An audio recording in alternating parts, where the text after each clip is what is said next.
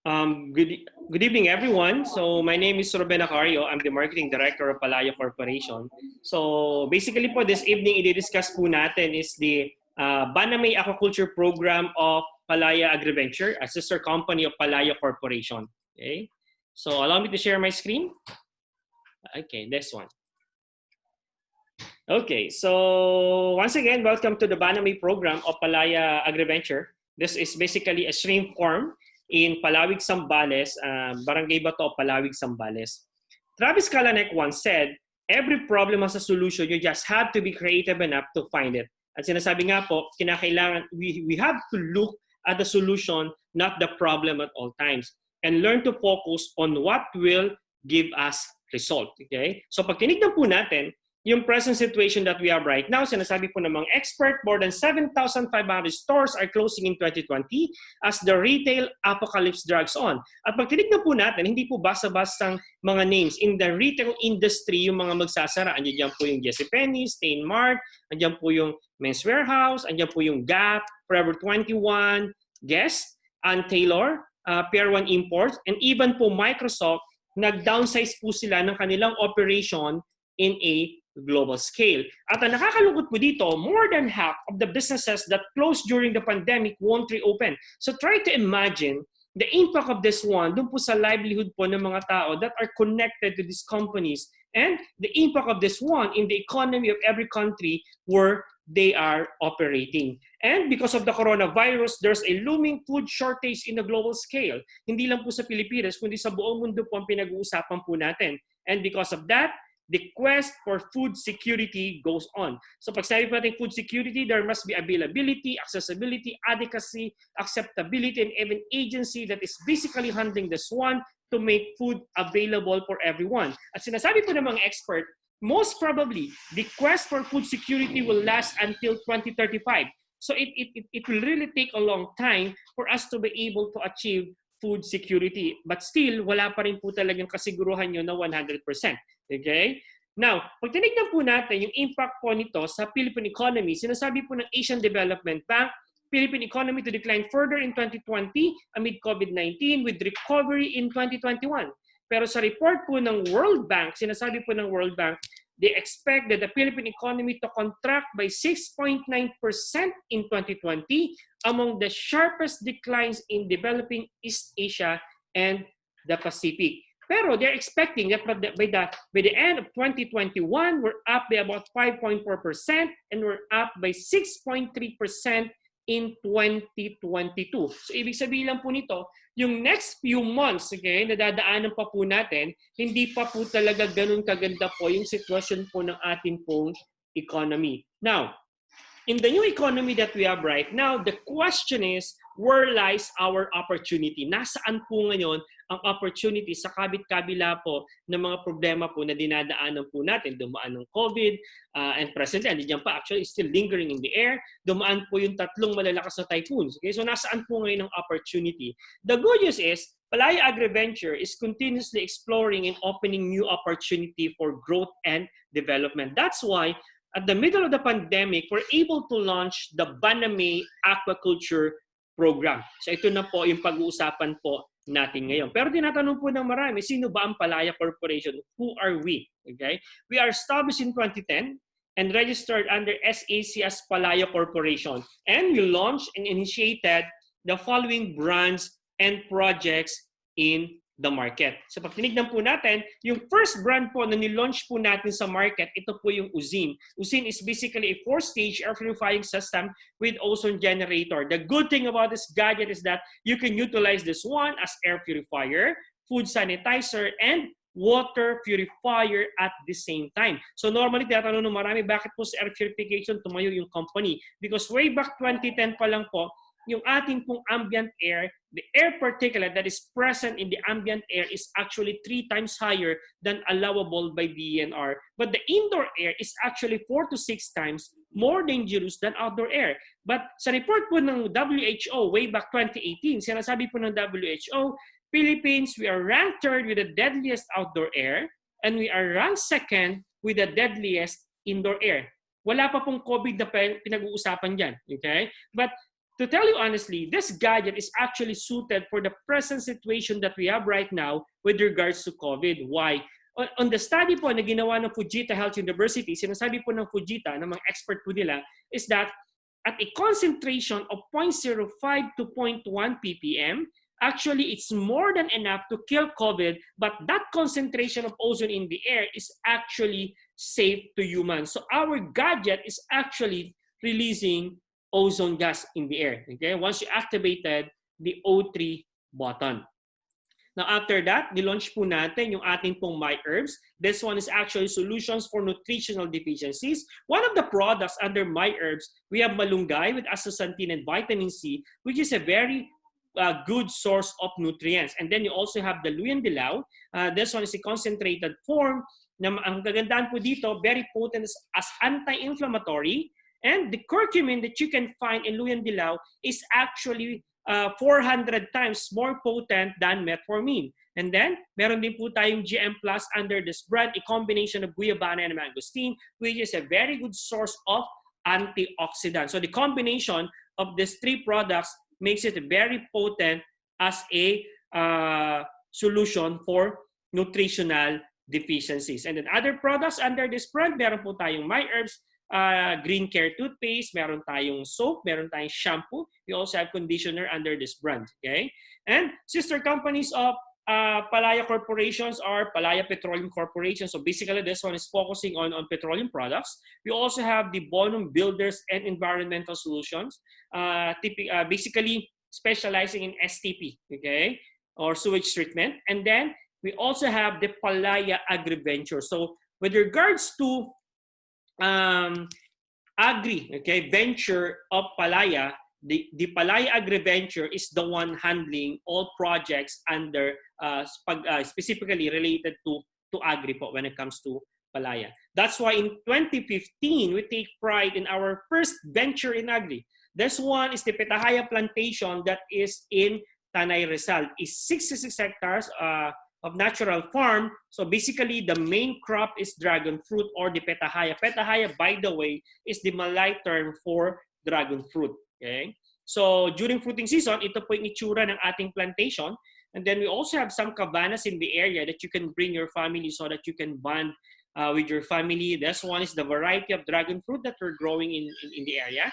And even our Miss Universe Catrio Gray visited the farm already several times. Now, in every project na ginagawa po ng Palaya, we always initiate inclusive growth.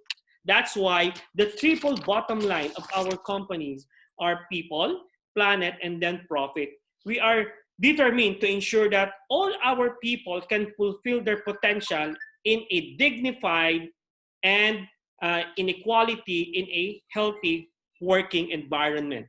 And then, with regards to planet, we really have to take care of our planet.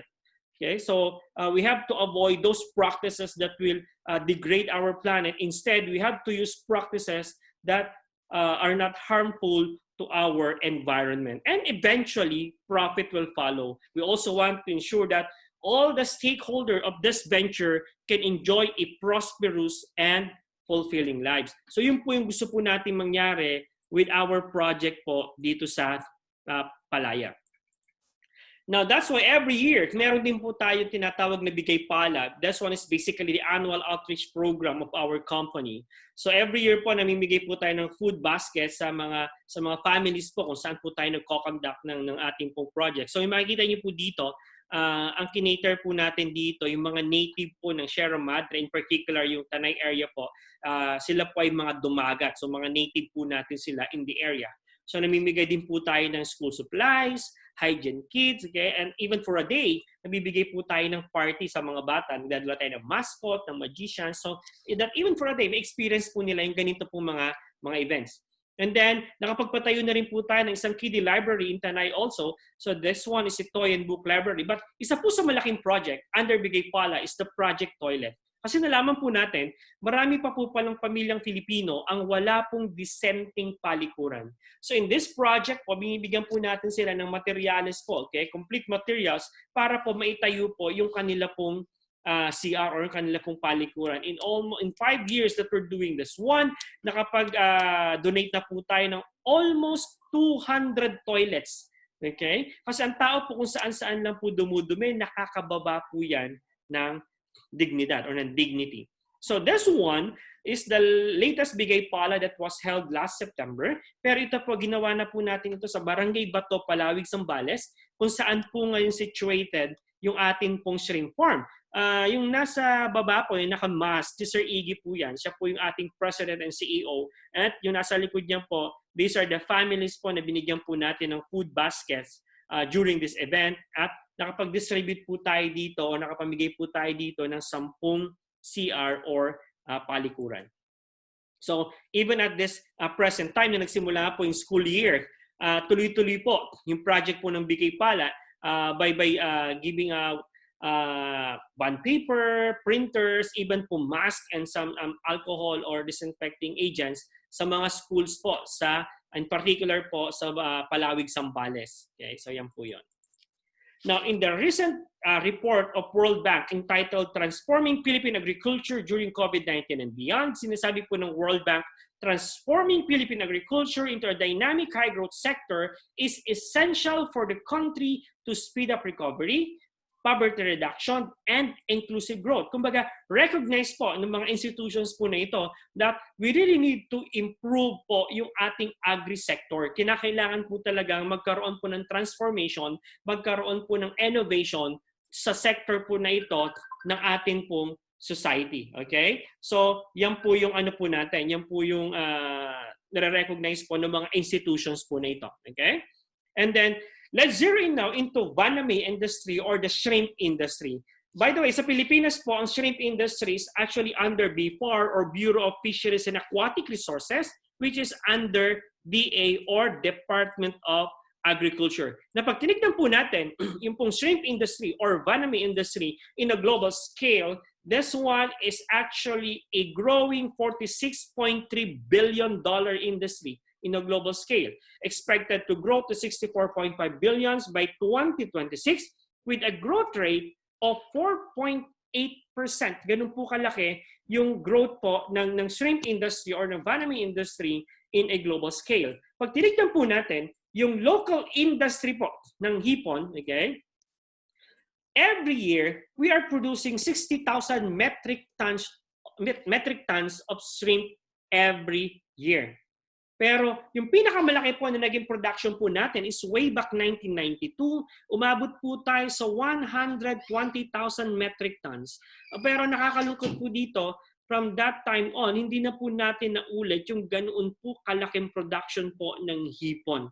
At ang mas nakakalungkot pa po is that for the past 5 years, we are declining by about 1.5% per year. Ganyan po kalaki yung ibinababa po ng industriya pong ito every year. Now, out of 60,000 metric tons, 65% consumed by Metro Manila, but only 42% produced by Luzon. Okay? So, ibig sabihin, kung titignan po natin yung dalawang figures po na ito, between 42 and 65, there's a difference of 23%.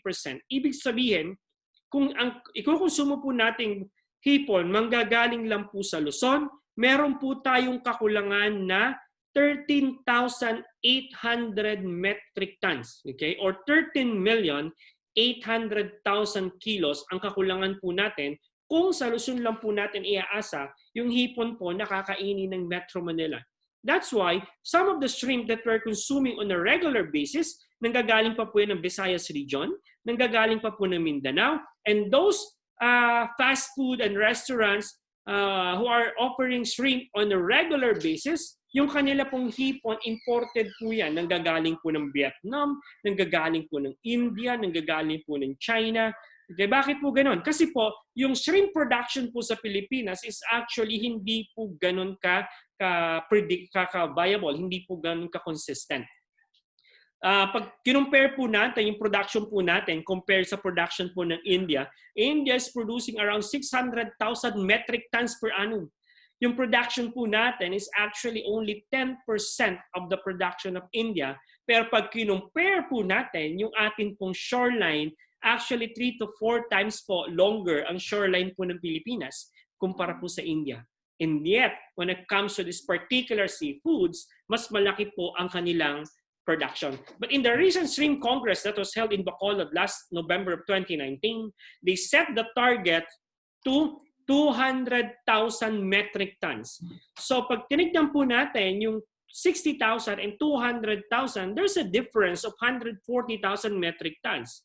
Ibig sabihin, those companies or entities that will basically focus in producing the difference, which is the 140,000 metric tons, there's a huge opportunity waiting for them. So ito po yung nakita po natin na meron pong malaking demand pero wala pong supply. So ang nakita po natin, yung opportunity po na ito, that's why we are venturing into shrimp or Vannamei production. Now, paano po natin i-achieve yun? Through innovation in aquaculture. And aquaculture is one of the surest way basically to achieve or to help in achieving the food security.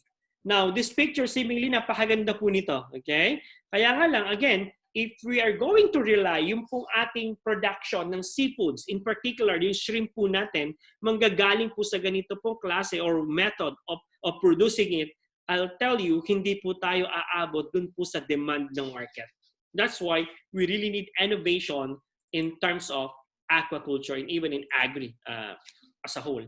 So pag in-apply po natin yung technology that we're going to use in this project, we're going to have faster harvest that instead of 100 days, we can harvest in 70 days. Actually, starting on the 65th day, magkakaroon na po tayo ng partial harvest until full harvest po tayo ng 70th day. Now, aside from that, maganda po dito, magkakaroon tayo ng more harvest cycles per annum. Instead of 3, magiging 5 po yan na harvest cycles per year. And we're going to use a high volume stacking method that instead of putting up 80 pieces of shrimp per cubic meter in the technology that we have right now, at maximum we can put between 800 to 1,200 pieces of shrimp per cubic meter. So mayroon pong napakalaking jump in terms of stacking capacity that will also result into higher production per cubic meter. Okay? And we can lower the cost by about 40%. Yun po yung maganda po dito. At sinasabi nga po ni Secretary Dar is that we will spread the use of technologies and good quality seeds, drones for improved monitoring, satellite technology for crop insurance, farm and machinery for improved productivity and more efficient use of resources. We will enhance skills and enable farmers and agricultural stakeholders to optimize technology to their advantage. Kumbaga, pag nakausap niyo rin po yung ating President and CEO, lagi pong sinasabi ng ating President and CEO na Sir Iggy Colegio is that we're not going to venture in this shrimp production unless we have good technology. The good news is we have a very good technology that we can utilize for us to be able to succeed in this project or in this venture. So ano po yung game plan ng Palaya Agri-Venture?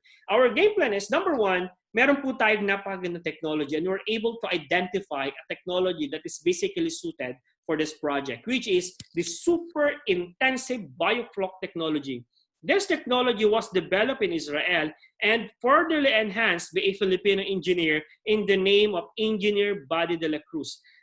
Yung kanya pong farm sa Calapan, Mindoro, he's been running that one for more than 2 years and using this technology at in-enhance niya po talaga yung technology po na ito. That's why yung ating pong venture, hindi po ito trial and error. Meron po talaga exact science that we're going to use for us to become successful in this venture. Now, the variety that we're going to use is the Vannamei and the Turbo Fry. Okay? Turbo Fry is another parang variety po ito ng Vannamei. So this one is to be provided by one of our partner in this venture, the CP Food or the Charawen Pokpan. It's a Thailand conglomerate. They are the San Miguel of Asia and they are present in 15 countries and invested 7 billion in the Philippines in terms of food production. And yung Vannamei po, isa po sa napakaganda because this one is a very resilient variety of shrimp. About 95 to 98% survival rate. Yung po yung kagandahan po with Vannamei. Sabi nila yung lasa po nito, tinatanong ng iba, anong lasa? kasing lasa ba ng suwahe?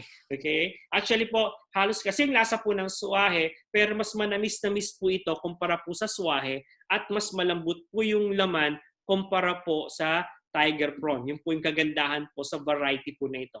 Okay? And the methodology that we're going to use is a high volume, low cost method and a go-to-market strategy in marketing our produce or yung shrimp po na mapoproduce po natin. So with the technology that we're going to use in this project, we're going to have a very predictable and consistent harvest because the dilemma of the supply of shrimp in the market, okay, lalo sa Pilipinas, is that pag malaki yung huli, malaki yung production, bumababa yung presyo, is likely na bumababa yung presyo. Pero kapag halos walang huli or konti po yung production, nag-i-skyrocket po talaga yung prices po ng shrimp. Okay? So, if we're going to use this technology na makakapag-produce po tayo ng predictable and consistent harvest, ang kagandahan po dito, pwede po nating mas stabilize po yung presyo po ng hipon sa merkado.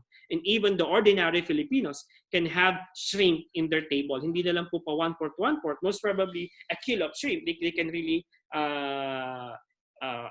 provide that one with their family. Okay? Kasi aside from that, tinatanong po ni iba, Ruben, yung bang produce nyo, export nyo ba or saan nyo ba i-market? Actually pa, pagdating po sa international market, hindi pa po competitive yung ating pong pricing when it comes to shrimp. Bakit po? Kasi po, okay, ano po yan, is mataas po yung ating production cost. Kaya po, hindi po competitive. Most probably, if we're able to hit yung tina-target po ng BFAR or nearing towards that volume, most probably magiging competitive po tayo when it comes to pricing of shrimp in the international market. So ito po yung recipe po natin for success sa atin pong Vannamei Aquaculture Program. So this one is this site plan po, a portion, okay, of our site plan sa Palawig, Zambales. So as you can see po, circular ponds po yung gagamitin po natin kasi napag-aralan po na this one is basically better when it comes to water movement at yung pagdidistribute po talaga ng mga dissolved oxygen in the water. Yung mga square ponds po na nakikita nyo po dito, ito po ay gagamitin for treatment ponds bago po natin i-transfer yung pong water dun po sa ating grow out ponds. Okay? Wait lang po. Okay. So this picture was taken during the opening ceremony of our shrimp farm in Palawig, Zambales. At the middle is our CEO, President and CEO, Sir Iggy Colasio. On his left is Ms. Shine Biado. Siya po yung ating finance and admin head, and I'm the one at the right side of Sir Iggy. So ito po yung ating site plan. So we even garnered the attention of our DA Secretary, Secretary William Dar. That's why during the opening ceremony, nagpadala po siya ng kanyang message, and I'll be playing this one. Even go 100% if we have the likes of Palaya Ventures and others who would be investing in this venture today. This is the time I would encourage more the private sector to come forward to invest heavily in the fishery industry, not only of course on shrimp, but for other aquaculture, even in the open seas for that matter. The fishing industry has yet to be unlocked in many ways because there's so much to do and to gain if we do it right by giving and nurturing the environment for commercial fishers to catch more in the open seas and even for aquaculture to grow in this country. The growth of aquaculture can be enhanced. We should be encouraging more aquaculture in the country. And this investment by Palaya Ventures is really highly commendable. I would like that you will do the best in terms of using the best of technologies. The technologies that are sustainable and technologies that would not harm the environment. So once more, I would like to congratulate the Palaya Ventures for having come this way, and the Department of Agriculture and the Bureau of Fisheries and Aquatic Resources will always be there to partner with you in enhancing this venture on the Vannamei production today in Zambales. Mabuhay po kayong lahat. So that's the message of our DA Secretary, Secretary William Dar. Some updates, okay, na nangyayari po sa site po natin as the picture on the upper left corner ng inyo pong screen. Ito po yung ating site plan. The actual one is at the bottom. So we're able to deploy more than 50, okay, workforce in the area para bumilis po yung construction po ng mga ponds po natin. Dumating na rin po yung in-import natin ng mga PE liners. We deploy some equipments in the area. And this one is the aerial view of our farm. So yung body of water po na nakita nyo on the left side ng screen nyo po, ito po yung connected na po ito sa West Philippine Sea. The green line is Bakawan po ito. We're going to preserve this one. And then yung mga fish pond po na nandito is also owned by Palaya. And this property that is owned by Palaya Agriventure is actually 15 hectares po ito. Okay? So yung dark brown po na nakikita nyo sa screen or sa monitor, yan po yung during po nung hinuhukay po yung foundation po nung ating pong mga ponds. Okay? So yan po yan. So we're planning to build between 30 to 36 circular ponds in this area. Okay? That will basically produce between 800 to 1,000 metric tons of shrimp per annum. Yan po yung target po natin. Okay? So ito po yung actual na mga ponds po natin. Okay? So ito po yan. So as you can see, circular po yung mga ponds po natin. And this picture was taken right after na dumaan po yung isang pong napakalakas po na typhoon sa Zambales, yung signal number 3. And as you can see, even though nasa construction stage pa po tayo ng mga ponds po natin, wala pong damage, okay, yung ating pong mga ponds because we are really trying our best to be able to build a typhoon resilient facilities. Kasi yan po talaga yung problema ng agri sa Pilipinas.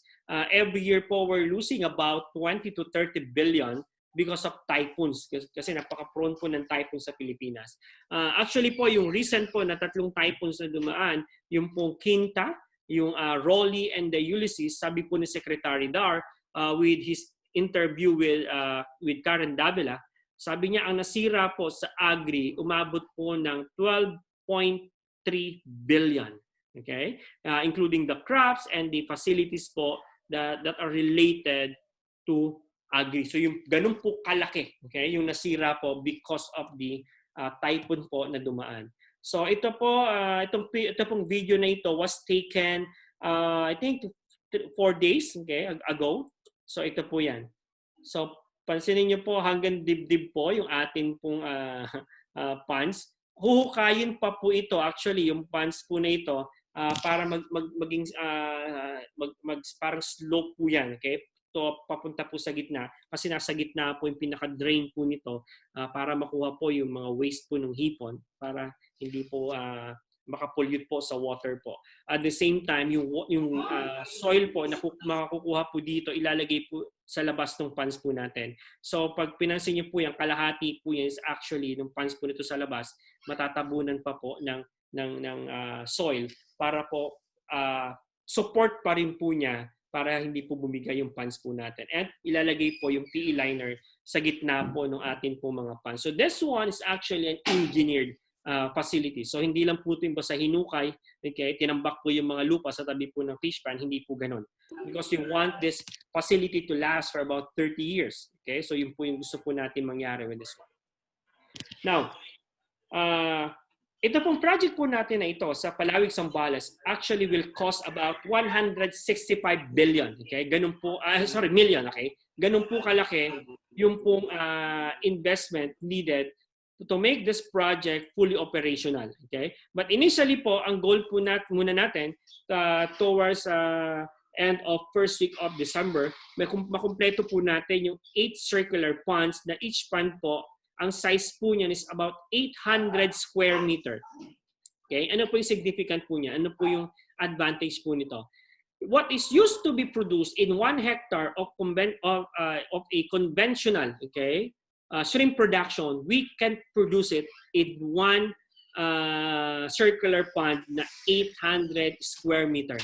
Especially with the technology that we're going to use in this project. So kung titignan po natin, yung 8 circular ponds po that we have right now, ang production po nito is comparable po doon po sa isang 8 hectares po na shrimp farm in a conventional growing of shrimp. Okay, yun po yung ano po nito. So to those of you who'd like to grow your capital, this venture is actually for you. Okay, we're inviting you to become part of this venture and grow your money while growing a community. Ano po yung offering ng Palaya Agriventure? Ang offering po natin is that we can double your money in 4.5 years. Now, the minimum investment to this project is actually 1 million. Yan po yung minimum availment po natin if you want to become part of this project. Ang tanong na marami, Ruben, parang time deposit ba yan na pag nag-deposit ako sa bangko, pag naka-time deposit ako, makukuha ko yung capital and the profit of my money after 5 years? Ganun din ba dito? Hindi po. Because the good news is, as short as 18 months, makaka-receive na po tayo ng returns po natin. Ilang percent po yung marireceive po natin? Actually, that's 25%. Or that's 250,000, which is a 25% of 1 million. Then from 18 months, you'll be receiving your returns every 6 months. So pagdating po ng 24th month, you'll be receiving 250,000, 250 on the 30th, 250 on the 36th, 250 on the 42nd, and 250 on the 48th month. And on the 54th month, you'll be receiving 500,000 because that's already 50% on the 54th month or 4.5 years. This one, okay, pag kinotal po natin, ang total po nito ay nasa 2 million. Okay, ang kagandahan po nito. So nag-double po yung money po natin in a matter of 4.5 years. So this one is a guaranteed returns because Palaya is going to issue 7 post-stated checks upon signing of the simplified loan agreement.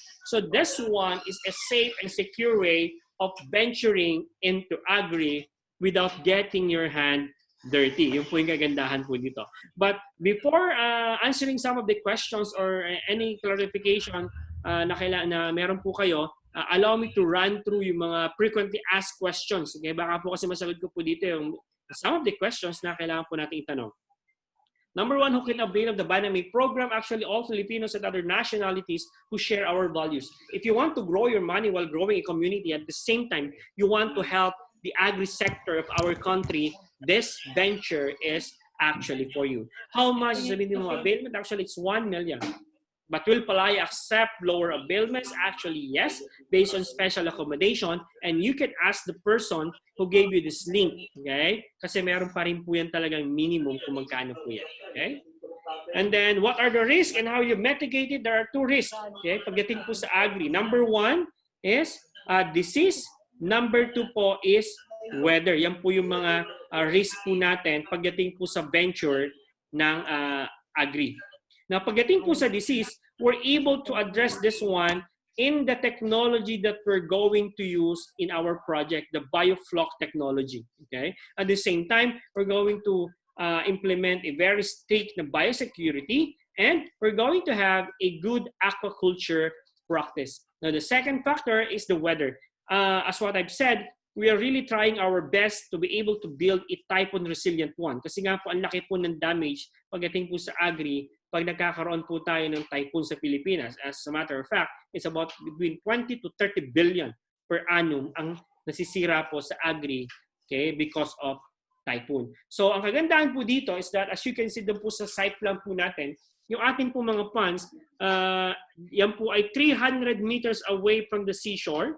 And that one is actually 12 to 15 meters above sea level. Pinagtanong-tanong na rin po ng ating pong presidente sa lugar, ano po yung pinakamataas na baha na na-experience po nila. Sabi po ng mga folks po doon, ang pinakamataas po ay kalahating metro.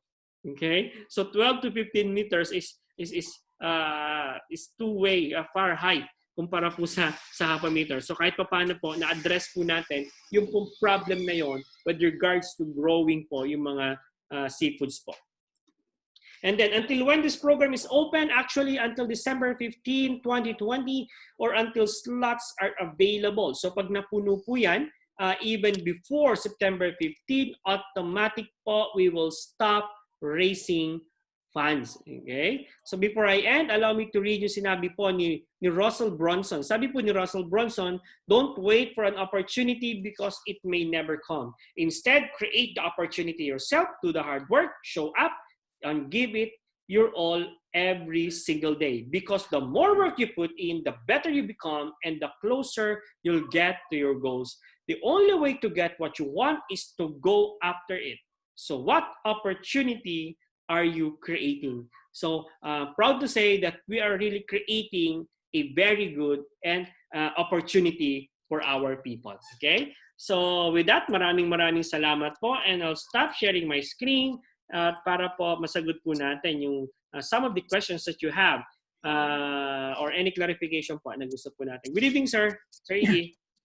Good evening. Okay. Boss, lahat naman po ng guests natin tonight are actually iba sa kanila second time to attend the presentation. Okay. But still, although wala tayong first time ngayon, still push through the presentation para ma-master po nila, or if they have questions, clarify po natin. Okay? So, ganun po yan. Okay, so tuloy-tuloy naman tayo, no? Keep on inviting your friends. At pag natapos natin ito, again, this is worth 480 million yung valuation ng business. We will, ngayon po, kanina po tumawag sa akin si Engineer De La Cruz. Darating po siya ng December 4. He's on board already. Akala ko next year pa siya pakikipag-partner with us. Akala ko consultant lang siya, pero nakumbinsi ko siyang kakasal kasi yung anak niya sa December 12. December 12. Tumatanda ako. Ninong na naman. Si Attorney De La Cruz. Okay. Si Enchong daw, habol. Kuya, nakasalang siya. Hindi ko alam kung saan siya nakasalang. So, okay no lang problem, naman. boss. Okay lang. No problem. Alright. So, thank you so much for your time. Nasa labas lang ako. Dinate yung aking anak. Dito ako sa Relish. Okay. So, meron po bang tanong or any clarification yung mga guests po natin? Meron ba? If none, okay. Maybe just clarify. Yung okay. Mo na 300 meters ba away from the seashore? Yes, ma'am. Okay, that is meters, no? Meters po. 300 meters away from the seashore and about 12 to 15 meters above the sea level. Then yung nakikita niyo po, ma'am, doon sa picture po, yung sa aerial view po natin na parang line of greens between waters, actually mga bakawan po yan na talagang ipe-preserve po natin para maging protection po natin sa atin pong farm. Okay, banggitin ko lang, as far as CP is concerned, yung atin pong supplier ng feeds at saka ng fry, tayo po ang pinakauna dun sa setup na we are 15 meters above seawater. Karamihan po is almost linear. Malapit po talaga sa may possibility of storm, maapektuhan ng storm surge. However po, sa history naman po ng Zambales, bihirang-bihira yan kasi usually palabas na ng Philippine Sea, West Philippine Sea ang typhoon usually. However, ours is really secured kasi again, it's 15 meters above, 15 to 18 meters above seawater. Plus, meron pa tayong protection na mangrove. So, gustong-gusto po talaga ng CP yung ating setup doon sa Palawi. Okay. Yun. So, yan po yun. Meron pa po bang question? Wala na pa? Okay. So, kung wala na pong tanong, again, maraming salamat po sa inyong lahat. Thank you. I'm really inviting everyone Salamat to invite your friends and relatives to tune in every night at 8 o'clock in the evening. Same link po ang ibibigay po natin. Yung kung ano po yung ginamit nyo tonight is the same link po. So, every day po yan, Monday to Saturday, 8 o'clock in the evening. So with that, maraming salamat po sa inyong lahat. Have a life that is blessed, free, and beautiful. Salamat po, Ma'am Julie. Thank you so much. Everyone. Live Palaya. Live Palaya po. Ma'am Bel, good evening po. Salamat po sa inyo. And si Sir Dudes. Sino pa ba? Si Wendy, si Denny, si Ma'am Gigi. Salamat po. Alter, si Tanko, thank you so much. Borge, thank you so much. And Sino pa ba? Tita Ching, salamat Hi, po sa inyo Claire. lahat. Good evening, everyone. God bless. God bless. God bless. God bless po. Si Sabi po, sumisilip, boss. Ayan. Hello. May bunso. Thank you po. Good evening, everyone.